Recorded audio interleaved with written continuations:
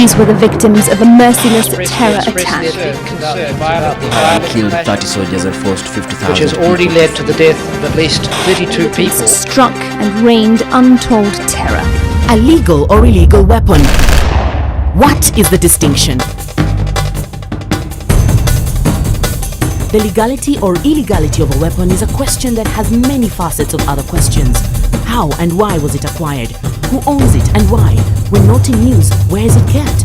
Whether such a weapon is in the hands of law enforcement agencies or otherwise, there is need to have certain parameters in place to govern handling of weapons and combat their illicit trafficking and accumulation.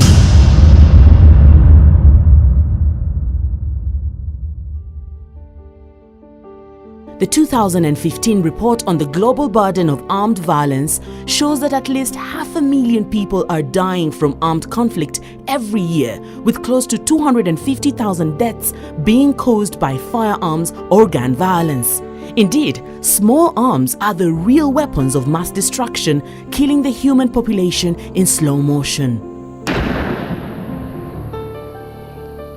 The continued proliferation of illicit arms continues to severely affect national, regional, and international security efforts across Africa, where small arms are the key agent for armed crime, insurgency, terrorism, poaching, and a key driver of fragility situations, especially in the Great Lakes region and Horn of Africa. The global legal trade in arms and ammunition has greatly increased in the past decade, and so is the question about how to deal with the diversion of small arms and light weapons from the legitimate to the illegitimate sphere. Sudan's government says at least 272 people, including at least 33 civilians, were killed as military Violence left as many as 42,000 people internally displaced. A young boy was being treated for 2 bullet wounds on Wednesday. Most of the patients, 90% of them, the bullets are inside. There is no outlet. It's a key issue and concern in Africa and elsewhere. You know, the circulation and illegal spread of weapons, small arms, light weapons, firearms, ammunition. You know, they are a cause of many a worry and problems. If we can reduce and hopefully eventually eliminate, you know, the circulation of illegal weapons, meaning weapons that are not strictly under the control of state sovereign governments, that would go a great way towards reducing, you know, wars, conflict, terrorism, organized crime. A safe and stable Africa is the vision of many, and there is need to endeavor to secure the future of our children and sustainability of our society by making progressive steps to reduce fragility situations caused by the accumulation of small arms and light weapons in the continent. It is on this basis that in 2010, the Africa Union Commission, with support of the European Union, would launch a trans-regional project on the fight against the illicit accumulation and trafficking of firearms in Africa, implemented by the Regional Center on Small Arms and Light Weapons, RECSA. The problem of proliferation of illicit small arms and light weapons is a big problem for our region and for the entire continent. Proliferation of small arms and light weapons is not only a security problem, it's a developmental problem. The project is conceptualized in the framework of international and regional commitments on combating and eradicating illicit salvo, including the United Nations Programme of Action, the International Tracing Instrument, the Bamako Declaration, South African Development Cooperation Protocol, ECOWAS Convention, Kinshasa Convention, and the Nairobi Protocol. More recently, the Arms Trade Treaty reinvigorates the arms control agenda, while the Sustainable Development Goals reinforce the interlinkages between arms control and development, specifically in Target 16 on promoting peaceful and inclusive societies as a precursor for sustainable development. So as of 2010, in follow-up to the joint EU-Africa strategy, the European Union decided in conjunction and in coordination with RECSA and the African Union Commission to make available funding to RECSA, you know, to start addressing these problems in coordination and directly in the RECSA member state countries. The project implementation has been strongly guided by 3 key objectives: strengthening institutions and partnerships that will accelerate the implementation of continental and regional agreements and protocols on controlling the proliferation of illicit arms, promoting the effective management of weapons and ammunition, and facilitating the research and dissemination of information on small arms and light weapons. Our mandate is to coordinate all action against proliferation of small arms and light weapons in our member state. Our vision is to have a secure and a safe sub-region in a peaceful continent, free from small arms and light weapon proliferation. The project steering committee, chaired by the African Union Commission, brings together regional bodies and stakeholders to guide the coordination and implementation of the project and acts as a catalyst towards creating synergies of existing institutions involved in arms control. The inclusivity of the project oversight organ develops goodwill in implementation of small arms and light weapons interventions by enhancing trans-regional partnerships, cooperation and coordination amongst different stakeholders. Proliferation of small arms and light weapons knows no borders. To proliferate from a country to a country, from a region to a region. So a continental approach is a very good approach to curb the proliferation of small arms and light weapons on the entire continent. This is the reason why the continental approach was good. Through the project, continental action towards controlling illegal arms have been strengthened by way of supporting the harmonization of in-country legislation on small arms and light weapons with regional and international conventions, and strengthening national focal points and commissions on small arms through the development of national action plans and benchmarking exercises. Through the AU-EU project, RECSA has provided arms marking machines to Togo, Republic of Congo, Ghana, Mali, Cote d'Ivoire, Liberia, Guinea, Malawi, Zambia, South Sudan, and Somalia. Once these countries have been supplied with the arms marking machines and they've been trained on how to mark, then you will find that the 4 regional blocks, the RECSA block, the ECOWAS block, and the SADC block, and the ECAS block, each will identify their mark. Once they identify their mark, countries that are under that block, a mark will be put into a gun. The aim of marking our weapons, we are supposed to mark our state-owned weapons in order to trace and identify if in case an offense has been committed which relates to the firearm. This exercise benefits the government so much, and I think it should not be left alone to donor community to fund the exercise. In fact, the exercise is extremely important to Kenya, to this state, because the speed within which we can investigate gun-related incidences. If we mark these guns, we only take a week before we place a case before a magistrate, because already the firearms that has been involved in the commission of crime has all the markings that we need. RECSA has also developed, installed and commissioned electronic record-keeping of firearms using the RECSA Small Arms Tracing System software to complement the arms marking exercises in Rwanda, Seychelles, Togo, Ghana, Mali, Cote d'Ivoire, Liberia, Guinea, South Sudan, Zambia, Uganda, Malawi, and Somalia. The idea is to have the records actively updated and maintained and held as long as possible with a view to improving the traceability of small arms in a timely and reliable manner in accordance with the international tracing instrument. Within these softwares, a country now is able to demonstrate or to account for the weapons that they have.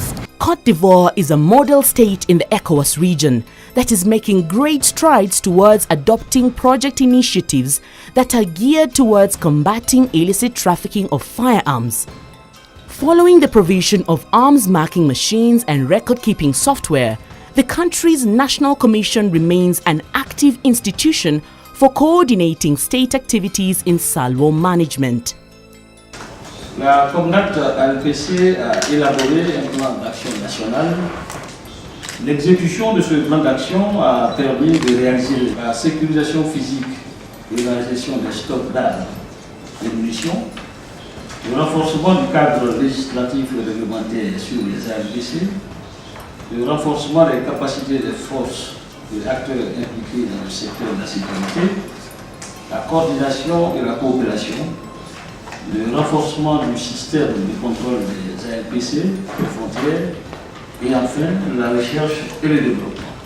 As a success story in this project, Côte d'Ivoire has on several occasions played host to representatives from other African states, including Kenya, Uganda, Somalia, South Sudan, and Chad, for exchange visits meant to offer learning curves to each other.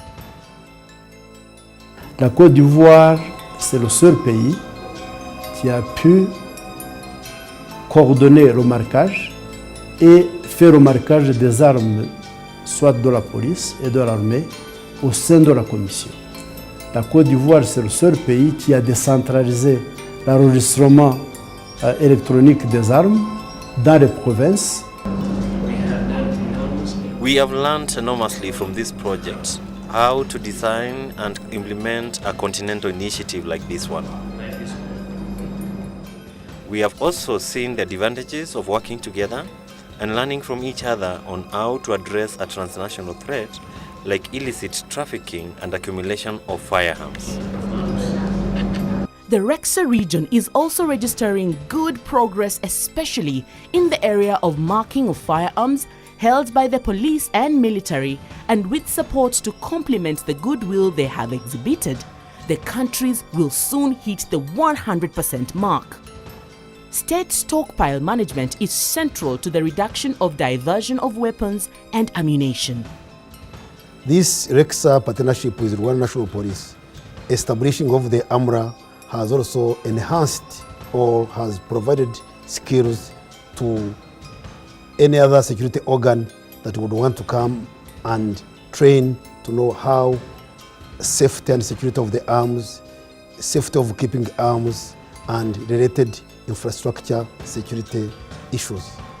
Elsewhere, Uganda is on track in enhancing its capacity to managing and securing stockpiles of small arms with the ongoing construction of a modern armory that shall be the largest in the sub-Saharan region and has been co-founded by the Ugandan government and the AU-EU project managed by RECSA.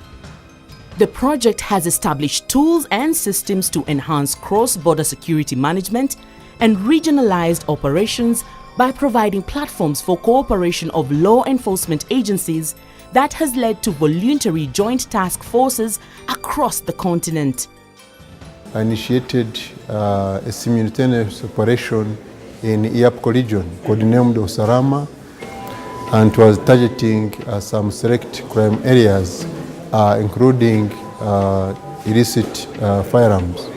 It was very successful, and when it became successful, we thought of extending it to other regions. In 2013, we extended it to include as a sub-core region. I'm very happy to note that from that time, the chiefs of police from the two regions agreed that this should be an annual event. And RECSA, particularly this project, has been at the forefront of supporting the after-action review meetings. So far, through the African Union project, many African countries have made significant progress over the years in addressing the scourge of illicit small arms and light weapons on the continent.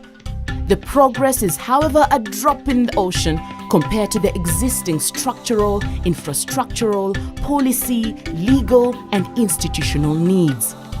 The main challenge has been the evolving complex conflict situations, whereby some countries have stabilized but others are going back into civil wars and unrest. The challenge remains. It's a very long way to go still, but the goodwill of the governments of the RECSA member states, their interest, their commitment is there to take it further and to put the issue of small arms and light weapons, to put the issue of irregular flows of weapons high within their national development priorities.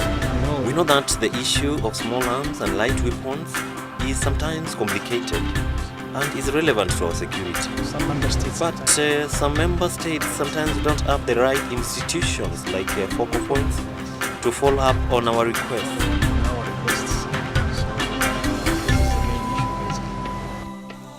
The state cannot combat small arms proliferation alone. RECSA, through the project, has organized, facilitated and supported unique civil society organizations, trainings and forums for the ECOWAS region, South African Development Cooperation and Economic Community for Central African States, so as to ensure multiple stakeholder ownership of interventions towards controlling the illegal weapons. Efforts to combat the proliferation of small arms and light weapons require a broad range of strategies and cooperation between sectors and institutions which transcend states and embraces international outfits. Interpol and RECSA have got a partnership. As you are aware that illicit firearms are largely used in committing crime. And as a body responsible for assisting member countries combat organized crime, we definitely came in and gave a hand to work closely with RECSA and develop good strategies that can combat that proliferation of small arms and light weapons. To sustain the momentum of cooperation by regional police chiefs gathered during the project, RECSA midwifed the establishment of a continental mechanism for police bodies across the continent. Thereafter, RECSA spearheaded consultations on the establishment of the African police body within the African Union, and the idea was adopted in the Algiers Declaration of February 2014, leading to the establishment of the African Police Cooperation Organization, AFRIPOL, which is headquartered in Algeria. Nous sommes dans une phase où nous sommes en train de mettre en place les organes d'AFRIPOL. Il y a les techniciens qui ont pu mettre en place toutes les bases de données d'Interpol. Je dis bien toutes les bases de données Interpol ont été installées au niveau d'AFRIPOL. Et la feuille de route qui a été arrêtée, c'est de mettre en place les bureaux de liaison, procéder à l'installation du système d'information et de communication AFSECOM. C'est un système qui a été conçu par les experts de la police algérienne et mis à la disposition d'AFRIPOL. In a continent that is still facing wide-ranging conflict, porous and sometimes disputed borders and social conditions that generate the demand for salvo, no single state will make any perceptible impact on the problem by itself. RECSA, I can say, has done a commendable job because RECSA has been able to take forward this initiative and cut a niche around how to deal with the small arms and light weapons. Cutting across so many member states that are facing that challenge, that insecurity problem. So having another step ahead, RECSA should have a vision to engage their partners, to think more about the modernity, the modern crime equipment required, sophistication of the arms. So we have been pleased with what has been done in the EU-financed RECSA program. We think it's an appreciable effort that the EU has made here. Good results have been obtained. At the same time, of course, a long way still remains. Si nous voulons une Afrique paisible et prospère, nous devons sérieusement mettre un accent sur la lutte contre la prolifération des armes légères et de petits calibres. Pour cela, l'Union africaine doit mettre sur pied une structure permanente et solide